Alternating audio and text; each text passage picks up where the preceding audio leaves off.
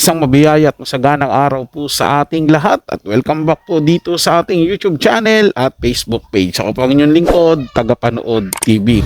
Jillian Ward at Eman Bacosa Pacquiao nagpaparamdam na. Eto na ba yung simula? Yan po yung ating bibigyan ng comment or reaction opinion sa araw na ito. Pero bago po tayo magpatuloy, muli ko po kayong iniimbitahan, lalong-lalo na po sa mga bago lang at sa mga nanonood na hindi pa po nakapag-subscribe dito sa ating channel, mag-subscribe po kayo at i-hit ang notification bell at i-share na rin ang ating video para mas marami pa pong makanood. Libre lang ang mag-subscribe mga tagapanood, wag po kayong matakot, kaya naman subscribe na. Simulan na po natin ang ating reaction video sa araw na to mga tagapanood. Let's do this! Ano yung mga latest?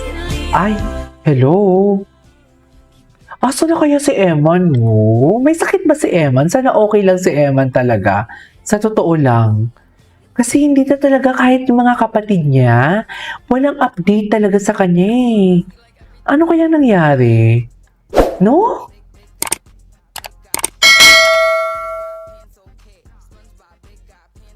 Wala talaga eh. Okay.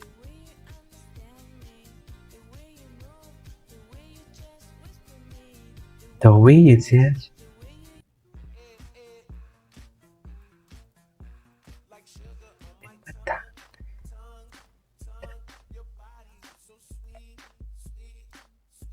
Ay. Hello?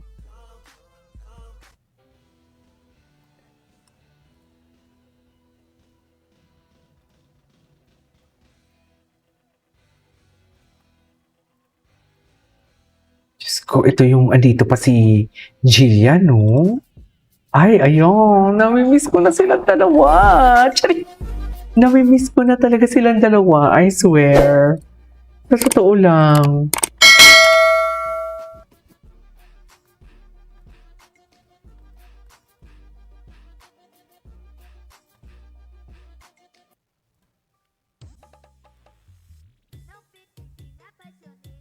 Okay.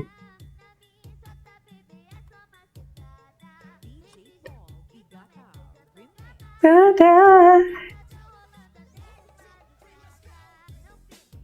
Go.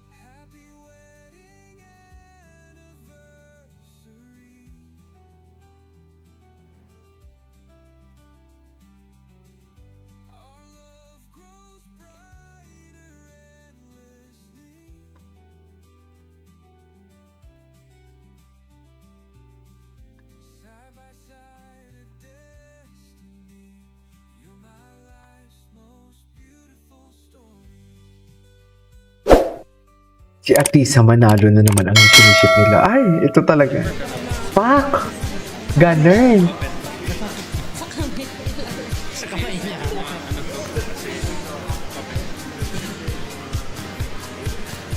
Malaki kasi yung ano. Hindi ko siya pupusan.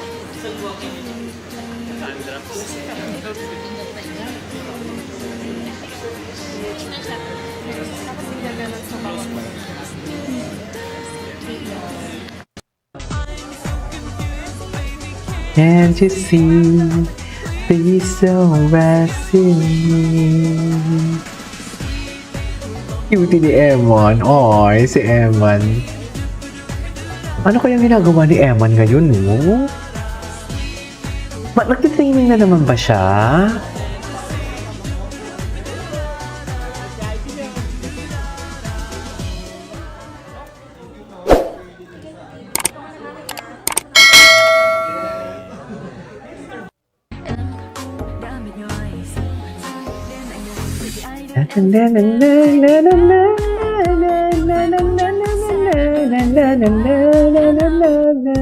Ay.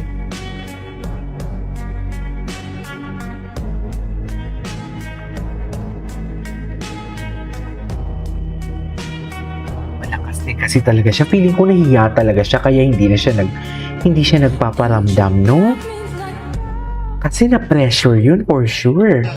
Eto real talk mga tagapanood ha. Hindi dahil bias ko si Jillian Ward at gusto ko si Jillian Ward para kay Eman Bacosa. Sadya talagang kahit sinong babae na nakakasama ni Eman Baosa sa mga ganyan, katulad ito mga video na ganito sa mga TikTok, sobrang kinikilig pa rin ako. Ayan, kagaya niyan, kapag si Jillian at si Eman yung magkasama, sobrang natutuwa ako at talagang masasabi ko talaga sobrang bagay silang dalawa, mga tagapanood. Sobrang click na click po talaga at nandoon yung charisma, nandoon yung kilig. Talagang masasabi mo na sobrang bagay silang dalawa. So, para sa akin po yun na mga tagapanood, hindi ko alam para sa iba kung ano sa tingin nila. Pero sa akin, yun po talaga yung nakikita ko eh. 'Di ba? Kasi si Eman, pag pinagmamasdan mo, napakasimpleng tao niya po talaga. And then mababakas mo talaga sa kanya yung pagiging gentleman niya, yung pagiging totoo niya doon sa babaeng nagugustuhan niya at pagiging totoo niya sa sarili. Hindi niya kailangan magpanggap para matanggap mo siya. Mga tagapanood, alam mo 'yon?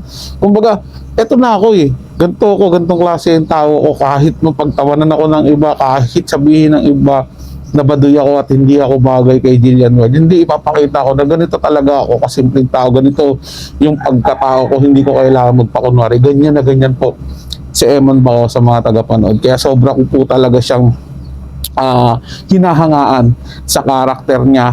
At nakakalungkot lang mga tagapanood kasi nung nakaraang laban niya natalo siya. So ganoon naman talaga sa boxing, may panalo, may talo. Ang mahalaga doon, natuto siya ng lesson niya na dapat pagbutihin niya at pag-aralan niyang mabuti yung makakalaban niya para manalo siya sa sunod. And then wag niyang pabayaan yung sarili niya na kumbaga ma-distract doon sa mga gusto niyang gawin. Kasi siyempre, sinasabay niya na yung buhay sa showbiz eh. At dagdag pa dyan, sinasabay niya na rin yung buhay na panliligaw kay Jillian Ward. Alam kong doon din siya papunta at marami naman nagsasabi talaga na gano'n. Iba nga sinasabi na may relasyon niya. Para sa akin na mga tagapanood, ramdam ko na parang gano'n na silang dalawa. Pero gaya nga ng mga sinabi kong mga nakaraan, parang hindi pa yung time para aminin talaga. May perfect timing po talaga dyan mga tagapanood. Baka sakaling sinasabihan na ng mga magulang na huwag kayong magmadali, enjoy nyo lang muna yung friendship nyo para mas makilala nyo pa yung isa't isa. Baka ganun po yan mga tagapanood. Sa inyo, ano sa tingin nyo yung mga ganyang bagay? Kung mga sa loobin nyo, lahat ng komento, pag-usapan natin sa comment section mga tagapanood. So tuloy natin yung video para mas kiligin pa tayo at may mahanap pa tayong clue about dito sa dalawang ito.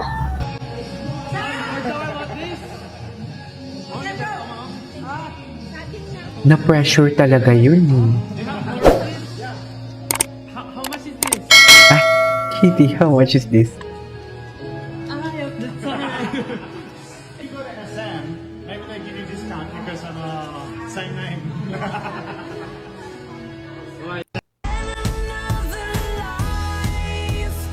I'll make you stay. Ay, bakit naman? Anyways, go lang, Eman. Ay, ano to? Yo, pakikuha ang gamot. Eman, mag-change habang nag-usap kayo ng uncle. Sige na. Nagakwento siya mami. Ay, baby niya talaga. Baby niya talaga si Sabi ng si Eman. kataon ko na mananalo na ako. Basta ayaw ko po. Para tuloy-tuloy ang shooting. May Tuloy to ginawa at siya. shooting. Ipikit mo ang iyong mata Tingnan mo. at may gagawin akong ritual para sa'yo. Ay, talaga ba, Eman? Sabi mo yan, May ah. nararamdaman ka ba? Tinatapik ng albularyo.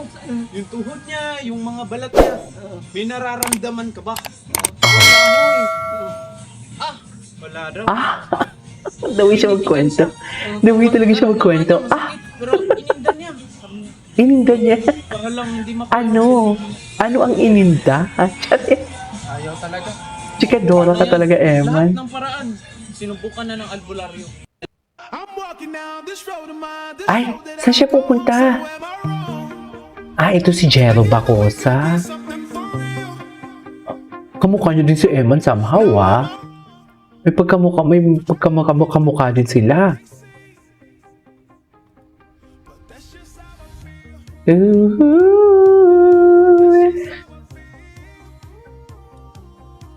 This is what I feel.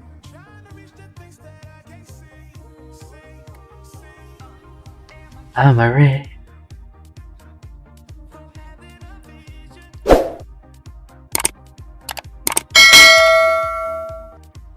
The world. Ganda na kanta ha. Anyways. Ay! Ang pagdating ni Jillian Wards. Yan ang sinasabi ko. Ang pagdating ni Jillian Ward. Diba? Next to Mrs. Pacquiao na daw. Next to Jinky Pacquiao na daw siya. Diba? Cheer talaga siya kung cheer. Ganyan ba talaga dapat, ma'am?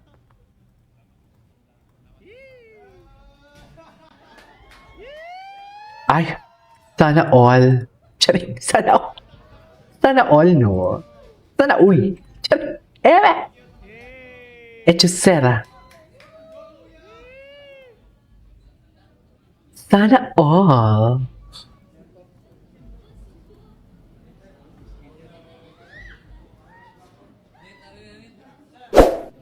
Oh, ay. Charing. Charing. Chareto solis. Chareto. Chareto. Go.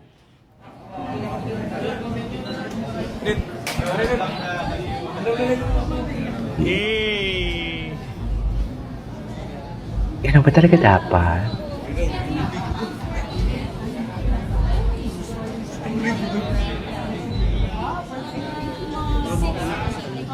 Finish na, coach.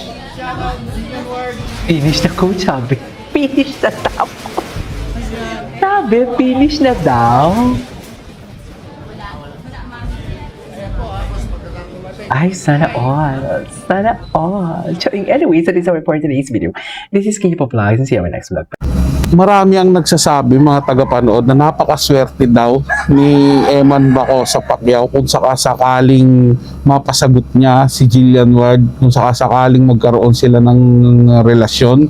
Napakaswerte daw talaga ni Eman. Pero para sa akin, mga tagapanood, hindi naman ganun eh. Kasi kung swerte si Eman kay Jillian, mas swerte naman si Jillian Ward kay Eman Baco sa Pacquiao. Dahil nasa tamang tao siya mapupunta. At tingin ko hindi siya makakaramdam ng kabiguan at hindi siya masasaktan kailanman. Kasi ang tingin ko rito kay Eman Baco sa Pacquiao, mga tagapanood, one woman man to eh. Na kapag ka napili niya na yung taong mamahalin niya, yun na yun. Kasi siyempre nanggaling siya sa broken family. 'Di ba? Hiwalay yung tunay niyang tatay doon sa nanay niya. Nagkaroon ng ibang relasyon tapos na naghiwalay din kasi sinasaktan yung mga anak. So tingin ko ayaw niyang mangyari yung ganun. Dahil mahal na mahal niya nga yung mga kapatid niya na ayaw niya rin silang masaktan. Kaya panigurado ko kung sino man ang babaeng mapupunta kay Eman Baco sa Pacquiao ay aalagaan niya at mamahalin niya ito ng totohanan at ng lubusan. Kaya doon ako naniniwala na hindi lang si Eman Baco sa Pacquiao ang swerte kapag napili siya ni Jillian Ward. Mas swerte din si Jillian Ward, mga tagapanood. 'Di ba? Kasi ano to eh, kumbaga yung pinapangarap mong lalaki na mapunta sa buhay mo, yung dinadasal-dasal mo, eto na yun, nasa harapan mo na. Hindi po ba, mga tagapanood? Hindi po yung para sa akin kasi yun naman talaga yung inaman niya. Ganon din naman si Eman Bacosa. So swak na swak sila. So ngayon, dapat nilang talagang kilalanin yung isa't isa. 'Di ba? Para pagdating ng araw, alam na nila kung paano suyuin, amuin kapag meron mang tampuhan na mangyayari. At lagi kong sinasabi sa mga reaction video ko, wag sila magpapadala doon sa pressure na sinasabi ng mga komento. Hayaan nyo sila. 'Di ba? Enjoy nyo yung buhay nyo. Enjoy nyo yung pagkakataon na sumaya kayo. Dapat kayo ang masunod sa kwentong isusulat ninyo. Eman Baco sa Pacquiao at ito si Jillian Ward. Kayo mga tagapanood, ano sa tingin nyo? Ano man hinaing nyo sa loobin, ilagay sa ating comment section, pag-usapan po natin yan. So yun lang po mga tagapanood, ito ay comment at opinion lamang, wala pong personalan. Paalam po at mabuhay po kayong lahat. Maraming salamat po sa inyong panonood.